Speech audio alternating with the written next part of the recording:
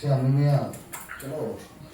ဒီကလာတော့ဟောကြားလို့ပြောတာကျွန်တော်ကအမှတရားဟောဆရာလည်းမဟုတ်ပါဘူးလို့ကျွန်တော်ကျမ်းစာကြောင်းလည်းဟိုဘာလို့ပြောလဲကျေးဇူးတော်ကြောင့်ဆရာဆန်းထွတ်လေဒီဟောရတဲ့တော့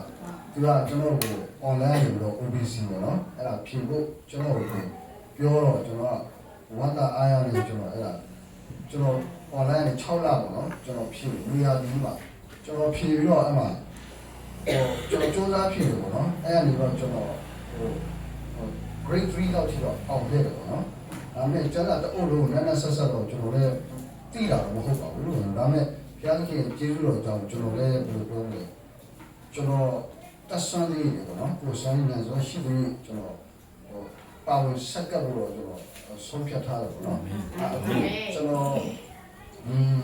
အမကြီးပေါ့နော်အခုမျိုးကြီးကနေပြောင်းလဲလာတယ်ပြောတာကျွန်တော်ရဝမ်းတာတယ်နော်ဘာလို့ဆိုဆရာဆန်တိုးလို့ဘာလို့ဆိုလဲသူကအရင်က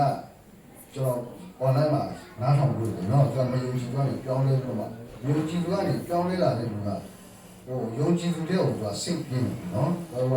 အမှုတော့ဆောင်တဲ့အခါမှာယုံကြည်သူတဲ့သူပို့လို့အလုပ်လုပ်နိုင်နော်ကျွန်တော်တို့ယုံကြည်သူတော့မှအဲ့လိုမလုပ်နိုင်ဘူးသူကအရင် strong တယ်နော်အဲ့တော့ကျွန်တော်မြင်ရတဲ့အတွက်ကျွန်တော်အရင်ဝမ်းသာတယ်နော်နောက်တော့အမဆိုတဲ့ချင်းကကျွန်တော်လူမျိုးတော့လေးလေးဝါဆိုတာတဲ့ချင်းပေါ့နော်လေးလေးဝါဆိုတာလည်းဒီကျွန်တော်ညီမလေးနဲ့သူကဟို16နှစ်ကလေးက gospel song အရေးဆုံးဖျောက်စက်ကပ်တော့ဆုခဲ့တဲ့ဟိုတငယ်ချင်းမျိုးပေါ့နော်အခုမလေးလေးဝါဆိုရင်သူ့ကျွန်တော်ပြောတယ်ကျွန်တော်အခုဘန်ကောက်မှာရှိနေကျွန်တော်တို့ online နဲ့ကျွန်တော် message ပို့တယ်ပေါ့နော်မလေးလေးဝါမင်းတန်းတော့ကောင်းတာဆိုးလေးတချင်းနေဆိုပြောတယ်ငါလောကတချင်းနေမဆိုတော့ဘူးလေနော်အဖျောက်စက်ကပ်တယ်ဒီလေအခုအမသူအဲ့သူဆိုခဲ့တဲ့ချင်းအမဆိုတာမျိုးကြီးတရားကိုပြောင်းလဲလာလို့ဆိုရင်သူကြိုက်သူရမ်းပြောနော်ဆိုတော့အဲ့ဒါတော့သူ့ကျွန်တော်ပြောပြနော်အဲ့ဒါလေနော်ဟုတ်ကဲ့အမနာမဆင်ပါဟုတ်ရှင်းပါကျွန်တော်ရရတာနောက်တယောက်ကမမောဆိုရင်သူကကျွန်တော်ပေါ်မှာကျေးဇူးများရှိပါရှိတယ်ဆိုတော့သူကကျွန်တော်အိမ်မှာလာတော့သူဝှရှော့ပေးတယ်နော်သူဝှရှော့ပေးတယ်ဝှရှော့ပေးတော့သူကျွန်တော်ရမ်းကျေးဇူးတင်သူနေချတော့အဆင်ခံတယ်နော်အဲ့သူမဆုမပြောတယ်ဒီနာမပြောတယ်ကျွန်တော်ခံတာကျေးဇူးတင်တယ်နော်သူကျွန်တော်တီးပေးတဲ့ချင်းကျွန်တော်ဘွားမှာအဲ့လိုပြောတယ်ခါမရှိအာမင်ဘာဖြစ်လို့လဲဆိုတော့ဟိုလောကမှာနာမည်ကြီးတဲ့လူတီးပေးရတယ်ဒီလိုမျိုးအဲ့ဟိုဒိတ်ရှိကျွန်တော်ပြောတယ်နော်ပြတ်သူဆိုတာစီပါလဲကိုကိုင်နော်ဘာမှပြောကြမလို့ကာရာအိုကေနဲ့ဆိုတာတော့သူဟိုတွားလိုက်ဖြစ်တယ်နော်ဒါပေမဲ့ဖျားလို့တာအာမင်ကျွန်တော်ကျေးဇူးတင်သူကလည်းဖြစ်ကြောင်းသိလို့ပဲနော်ကြီးရဲ့ဝမ်းသာတယ်နော်ကျွန်တော်ဒီတော့ပြောချင်တယ်နော်ကျွန်တော်ဟိုဒီနေ့တော့ကျွန်တော်1960ခုမှာမွေးတယ်မွေးတော့ကျွန်တော်တောင်ကြီးမှာမွေးတာတောင်ကြီးမှာမွေးတော့68မှာကျွန်တော်ဖေက right ကိုပြောင်းသွားတယ် right ကိုပြောင်းသွားတော့ကျွန်တော်ပြောနည်းနည်းတော့ရှိမှာနော်နည်းနည်းတော့ဆိုအနည်း60ကျွန်တော်တက်အခု59ထဲမှာဆိုတော့အနည်း60မှာဖြတ်တန်းလာတဲ့ဟာကိုကျွန်တော်တစ်ခုချင်းကြီးပြောမယ်ဆိုတော့နည်းနည်းလေးတော့ကြာပါတော့ကျွန်တော်နည်းနည်းတော့ပြောပြချင်တယ်68မှာကျွန်တော် right ကိုမှနေတယ်ဒီတော့ကျွန်တော်ဖေက right ကိုမှသူပထမဘာလုပ်လဲဆိုခရီးရန်ပေါ်တာလို့ခရီးရန်ပေါ်တာလို့တဲ့အချိန်မှာကျွန်တော်ကအမှကြောင်းတက်တယ်ကျွန်တော်ဒီနေ့တော့စာရမ်းတော်တဲ့ခါမှာကျွန်တော်ဘာဖြစ်လို့စာတော်လဲဆိုတော့ကျွန်တော်အဖွားကကျွန်တော်အရန်ဂိုက်လို့ငါမင်းစာကြိုးစားစာချက်ငါမျိုးကိုပတ်စံပေးမယ်တဘာသာရရင်တရားသူစုချအဲ့ကခောက်ဆွဲတော်တဲ့ဘယ်ကြီးကြီးပဲတရုတ်ကြော်တယ်တရုတ်ကြီးရကြော်တယ်ခောက်ဆွဲတော်6ချက်ပဲပေးရကျွန်တော်တရားရရင်ခလေးပြောင်းနေတဲ့အဲ့ပတ်စံအရန်များတယ်ဆိုတော့3ဘာသာဆိုရင်ကျွန်တော်300ရတယ်လေ300ဆိုအဲ့ပတ်စံကျွန်တော်ဘယ်လို300မှန်းတော့မသိဘူးအဲ့လိုမျိုးနော်အရန်ကိုဖျားကျွန်တော်ကောင်းတယ်ကျွန်တော်ဖွားတယ်ကျွန်တော်ကိုအရန်ဂိုက်လုပ်ပြီးတော့ကျွန်တော်ကြီးလိုက်ကျွန်တော်ဆရာဝန်ဖြစ်ချင်တယ်အဲ့တော့ဆရာဝန်ဖြစ်မယ်ပေါ့နော်အဲ့လိုထင်အဲ့ဆိုကျွန်တော်နာမည်ကလည်း Livingstone ကျွန်တော်အဖိုးကကျွန်တော်မေးလာသေးတယ်ဒေါက်တာ Livingstone ဆိုတော့အာဖရိက missionary ပေါ့နော်ဒီ American missionary ကနေတော့ လို့ပြောမယ်ဟိုအာဖရိကမှာသွားတင်တဲ့ missionary ပေါ့နော်သူ့ရဲ့နာမည်ကိုကျွန်တော်ဝေ့ထားတယ်ဆိုတော့သူ့ရဲ့နှလုံးသားအဲ့ဒီအာဖရိကမှာပဲမြုပ်နေတယ်အဲ့ဒီဆီလာနော်ဆိုတော့အဖိုးရဲ့ပေးတဲ့ကောင်းကြီးပေါ့နော်ဒီနာမည်ရတယ်ဆိုတော့ကျွန်တော်အဲ့ဒါကျွန်တော်ငွေတော့စာတော်တော့ဟောပေါ့7နှစ်သားမှာကျွန်တော်ရန်ကုန်ပြောင်းလာရန်ကုန်ကျွန်တော်ဘာဖြစ်လို့ပြောင်းရတဲ့ရည်ရွယ်ချက်ကဘာလဲဆိုတော့ကျွန်တော်အမေကအင်းနာမခံနိုင်ဘူးဘန်ကောက်မှာအရန်အင်းတော့သူကကျွန်တော်အဖေပြောတာပေါ့နော်အဲ့ငါတို့ပြောင်းနေကောင်းတယ်ပေါ့အဲ့ဒါဘာဆိုတော့အင်းနာမခံနိုင်ဘူးဒီအင်းနာလည်းလာသိနိုင်တယ်ပေါ့ဆိုတော့အဖေကလည်းအမေချစ်တော့ကဲအဲ့ဆိုတော့ရန်ကုန်ပြောင်းတယ်ရန်ကုန်ပြောင်းသွားရန်ကုန်1998 9လောက်ပြောင်းသွားတော့ကျွန်တော်ရန်ကုန်ဟောပေါ့ရန်ကုန်မြို့အဲ့ဒီနေစိတ်ကိုကျွန်တော်ခြေချလိုက်တဲ့အချိန်မှာဟောပေါ့လေရဆင်းတဲ့အချိန်မှာကျွန်တော်ကြည့်လိုက်တော့လေပရင်းပေါ်ကနေကြည့်လိုက်တော့လီနေရပြီးတော့ဟာကိုယ်စိတ်ကနိုင်ငံသားကြီးရောက်နေတယ်လားအဲ့လိုတော်သားမျိုးတက်နော်တော်သားမျိုးတက်လို့ညတော်သားမျိုးတက်အရာကိုပြောနေတာကျွန်တော်အဲ့လိုအဲ့ကျွန်တော်အဲ့မှာရန်ကုန်လေးရောက်တော့ကျွန်တော်ခုနှစ်တန်းစတက်တော့ကျွန်တော်အဖွားကဖြစ်ကျွန်တော်သူကအဆိုင်ယောဂဖြစ်တယ်အဆိုင်ယောဂဖြစ်ပြီးတော့သူကင်ဆာနဲ့သူဆုံးတော့အသက်60နှစ်နဲ့အဲ့မှာကျွန်တော်ဘယ်လိုပြောမလဲကျွန်တော်အထင်းကိုမရှိတော့ဘူးဖြစ်တော့ဘာလို့ဆိုတော့ကျွန်တော်အဖေအမေကသူကအလုပ်ကိုစီနဲ့မနေ့မိုးလေးအလုပ်သွားကျွန်တော်အဲ့အချိန်မှာအဖွားမရှိတော့ကျွန်တော်ဘေးမှာဂိုင်းမဲ့လူလည်းမရှိတော့ကျွန်တော်စားလည်းမချက်တော့ပေါင်းရဲ့အပေါင်းသေးနေရလဲဘယ်လိုပြောမလဲဟိုအောင်လို့အဲ့ကတော့ကျွန်တော်ပြောစားတယ်ကျွန်တော်ဘောလုံးကန်ချင်တဲ့ပိုးဝင်သွားတာအဲ့ဒီပိုးဝင်လာတော့စာဘက်ကိုကျွန်တော်တိတ်မလိုက်တော့နောက်ပြီးတော့ဂီတာလည်းတီးချင်တဲ့စိတ်အဲ့ဒါအများပါသွားတော့ကျွန်တော်စာမချက်တော့ကျွန်တော်ကြောင်းပြေးတယ်တကယ်ချင်းစီသွားတယ်တကယ်ချင်းတွေနဲ့အဲ့မှာကျွန်တော်ဆေးလေးတောက်တယ်ကွန်စားတယ်ဆေးကြောင်ရှူတယ်အဲ့လိုပေါ့နော်ကျွန်တော်ကြောင်းတော့ထွက်သွားရင်တော့အိမ်ကထွက်သွားရင်တော့ကျွန်တော်အဖြူစိမ့်နဲ့ကျွန်တော်ကြောင်းလို့ဆိုကျွန်တော်ဝတ်သွားတယ်လိုင်းကားစီးသွားတယ်ကြောင်းကိုကြော်သွားတယ်ကျွန်တော်တကယ်ချင်းအိမ်ကျွန်တော်သွားတယ်ကြောင်းကြော်သွားလို့တကယ်ချင်းအိမ်ရောက်ရင်ကျွန်တော်ပါလာတဲ့တခြားဝတ်စားအိမ်တွေဝတ်စားကိုကျွန်တော်ဝတ်တယ်ပြီးသူတို့နဲ့ကျွန်တော်သွားကြည့်တာကြည့်တဲ့နေရာအခု IC အရန်နာမကြီးတဲ့ software မျိုးသူနေခဲ့တဲ့အိမ်ရဲ့ဘီနာဝင်ကျွန်တော်ကြောက်ပါကြည့်တယ်သူလည်းအိမ်နေရာမှာပဲတီးခဲ့တယ်တော့ဖြတ်အဲ့မှာကျွန်တော်ကထိုင်ကြည့်ရစစ်ကြောရှူနေတောက်တယ်မူးရစားတယ်ဘောပြီးကြောင်းလည်းမတက်တော့ဝါဒနာအဲ့ဒါရောက်သွားအဲ့ဒါကျွန်တော်ပြန်ညနေကြောင်းစင်း4 နာရီချိန်ဆိုကျွန်တော်ပြန်တော့ကျွန်တော်အဲ့မှာကြောင်းစင်းတော့ကျွန်တော်လိုင်းကားစင်းအိမ်ပြန်တဲ့အချိန်မှာ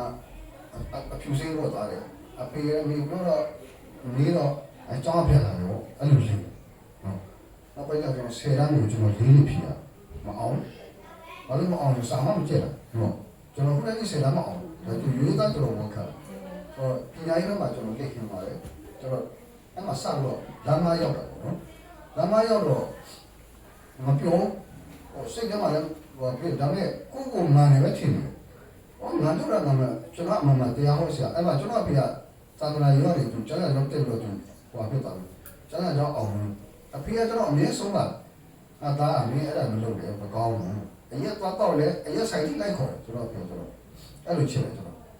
န်တော်တခါမှလက်တင်လည်းမထူဒုတ်လေးနဲ့တီးလေးနဲ့ပဲသူတခါရိုက်တယ်အဲ့တခါလို့သူရိုက်တယ်ကျွန်တော်ဖေကတခါပဲလူညံ့ညံ့ပဲပြောတယ်ကျွန်တော်အမိလည်းအဲ့လိုပဲဆိုတော့ကျွန်တော်ကအဲ့ဒါကိုခွင့်ကောင်းယူဖြစ်သွားတော့နော်အဲ့ဒါကျွန်တော်လုပ်ချင်တာလုပ်တယ်အမျိုးနော်ဘယ်လိုပြောမလဲပြင်းပြင်းတော့မဟုတ်ဘူးပျော့ပျော့လေးနဲ့ပေါ့လုပ်တာပေါ့အဲ့လိုဆိုးလွဲချင်တဲ့ပုံစံပေါ့နော်ကိုဘာငါမှပြင်ရှိတယ်အမေရှိတယ်ဟုတ်လားအားကိုရှိတယ်အလုပ်ချင်လုပ်တယ်အချိန်တိုင်းငါပြင်တော့လည်းရှင်းပြီးမှာအဲ့လိုစိတ်နဲ့ကိုအသက်ရှင်ဒါပေမဲ့ဟောပေါ့တူချုံပြီးပြောရင်ကျွန်တော်နောက်ပိုင်းနာမဖုန်းလို့ဆိုတော့နာမဖုန်းဆိုတော့ကျွန်တော်အဲ့ဒါကိုဖြတ်ချင်ကျွန်တော်ဆူတောင်းတယ်ကျွန်တော်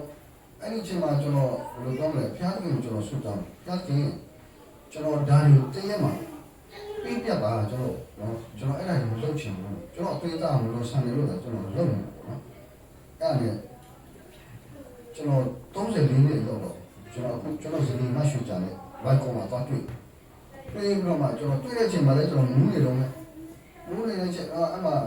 ကျွန်တော်သူ့ဟိုရတဲ့အခါတော့မလို့တော့ဒါပေမဲ့ကျွန်တော်စိတ်ထဲမှာဘာဖြစ်လဲဆိုတော့ငါ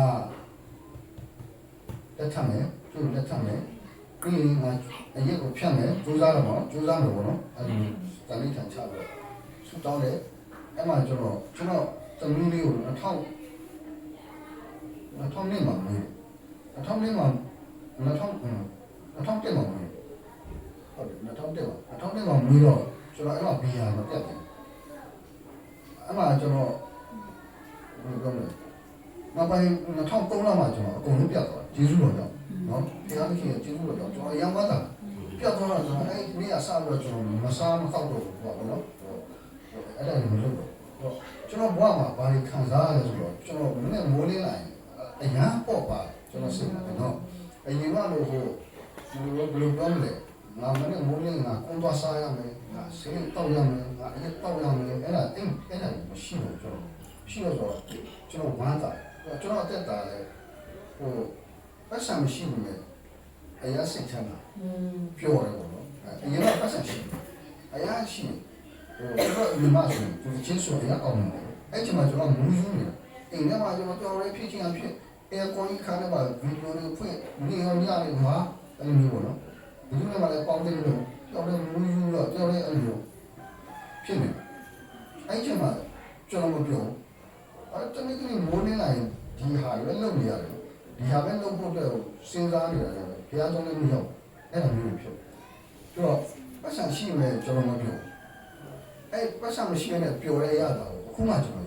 တော်ကျေးဇူးရတင်ပြတယ်နော်ဒီကဒီဟာပတ်စံဘုရားနဲ့သွားမှလို့ပြောမယ်ဒီရဲတာနော်ဘုရားနဲ့မသွားရင်ဘုရားလုပ်တယ်နော်အဲ့လိုကျွန်တော်အဲ့လိုနားလေးပါအဲ့တော့ကျွန်တော်အခုဆိုရင်ပတ်စံမရှိဘူးလေဘုရားကကျွန်တော်ပြီးလိုတဲ့ချိန်မှာလိုတဲ့ပြီးတယ်ဟုတ်ဒီရှောင်းသွားပြီးပြီနော်ကျေးဇူးဘုရားကကျွန်တော်အများကြီးကျေးဇူးတင်ဘာလို့ဆိုကျွန်တော်ဘုရားခင်ရဲ့အလိုတော်ကိုကျွန်တော်လိုက်လျှောက်လို့ကျွန်တော်ကောင်းလို့တော့မဟုတ်ဘုရားကကျွန်တော်ဘယ်လိုပြောလဲသူစကားနားထောင်တော့ပြုပြင်လာလို့ဘုရားခင်ကကျွန်တော်ကောင်းကြီးပေးတယ်လို့ကျွန်တော်ပြောနော်အဲ့လိုဆိုတော့ဟိုနေ့ရက်တိုင်းမှာဖျားနဲ့ကျွန်တော်တက်ရှင်ဖို့ဘောနော်အဲ့ဖျားကခွန်အားပေးတယ်ကျွန်တော်အဖြစ်ကျွန်တော်လုံယူတာတော့မဟုတ်ပါဘူးလို့နော်ဖျားကလုံပေးတဲ့လူတွေအဖြစ်ကျွန်တော်ဆူတောင်းပေးရတယ်ကျွန်တော်နောက်ကွယ်မသိတဲ့အတော်တွေအဲ့လိုမျိုးတော့တခြားလူတွေဆူတောင်းပေးတာလည်းကျွန်တော်မသိပါဘူးတချို့ပြန်ကြားမှသိတယ်တချို့လည်းအများကြီးရှိတယ်ပေါ့နော်ကျွန်တော်ဖေကတော့ကျွန်တော်စာရှောင်းလေးဆူတောင်းပေးတယ်အဲ့လိုပေါ့နော်အဲ့လိုဆိုကျွန်တော်ကလည်းသူများတက်တဲ့ခန္ဓာကိုနားထောင်လို့ကျွန်တော်နည်းနည်းခွန်အားရခဲ့တယ်အများကြီးရှိတယ်ကိုစောဝဲလေလို့ပါလို့ဆိုတော့သူတို့ဒီ gospel song ဆိုကြတယ်မနက်ဖိုးဖြတ်တဲ့အချိန်မှာကျွန်တော်ခုချက်မှာရန်ကုန်မှာသူလာတော့တက်တဲ့ခါအဲ့ချိန်မှာဆရာမန်းဆောင်မှာဒီလူငယ်ဌာနတာဝန်ခံဒီမြန်မာနိုင်ငံတနိုင်ငံရဲ့လူငယ်ဌာနရဲ့တာဝန်ခံဆရာမန်းဆောင်မှာသူ့ကိုခုချက်ကိုခေါ်လာသူ့အိမ်မှာပဲခေါ်ထားတယ်ကိုဝင်းလေကိုစောဝဲနဲ့ခေါ်လာတော့မှနံပါတ်4ဖြတ်ပြီးတဲ့အချိန်အဲ့ဒီဆရာမန်းဆောင်ကသူကခေါ်လာပြီးတော့ကိုဝင်းလေးကိုကျွန်တော်ကိုချက်မှာတက်တင်ခံတယ်ခံခဲ့တော့ကျွန်တော်တို့အဲ့ချိန်မှာကျွန်တော်အနေနဲ့ရက်တောက်တက်နေဆေးလေးကိုတောက်တက်နေကိုယ်စားတက်နေကျွန်တော်ဖျားရောက်တော့တက်အဲ့တော့ကျွန်တော်ဖျားရောက်တော့ရောက်ဘာလို့ကျွန်တော်စီးမှာကျွန်တော်လူပြောတယ်လူရဲ့ဟို music ကောင်းဆောင်နေဖြစ်တယ်ကျွန်တော်တားရတော့ပါပဲအဲ့လိုဆိုတော့ကျွန်တော်ဖျားရောက်တော့ရောက်ဟောကျွန်တော်နားထောင်တော့ကိုစုံမနေရဲ့သူတက်တင်ခံတော့သူချင်းဆိုရတာအဲ့တော့ကျွန်တော်ဝင်းကိုခေါ်ရအဲ့လိုဆိုတော့ဒါလည်းဘုရားကျွန်တော်ကိုနည်းနည်းအဖြစ်လမ်းပြခဲ့တဲ့အရာမျိုးပေါ့နော်ဒီလိုကျွန်တော်ကျေးဇူးတင်အဲသူမဆုံးဘူးနော်မဆုံးဘူးတမင်လေးလာမှာဒီကျွန်တော်ရန်ကုန်နဲ့ဒီထွက်လာတယ်သူကျွန်တော်ချင်းကျွန်တော်အသိလို့လုပ်တဲ့ချင်းအခွင့်မှာပေါ့နော်သူကျွန်တော်ဖိတ်မှလည်းကပြကိုစောဝင်နေကျွန်တော်ဆိုပြီးပါကျွန်တော်ရေးတဲ့ချင်းဆိုပြီးပါဆိုတော့သူကအင်းစရာနေ 1-to-1 studio တူလာအဲ့လိုမျိုးနော်ကံလာတော့ကျွန်တော်တို့အာနာကျွန်တော်အလူကြီးစာအင်းလေးနဲ့ကျွန်တော်တို့ပြီးတော့ကျွန်တော်မှလည်းမခံရတယ်ကျွန်တော်တို့ကျွန်တော်ဒါလည်းဘာမှမလုပ်ဘူး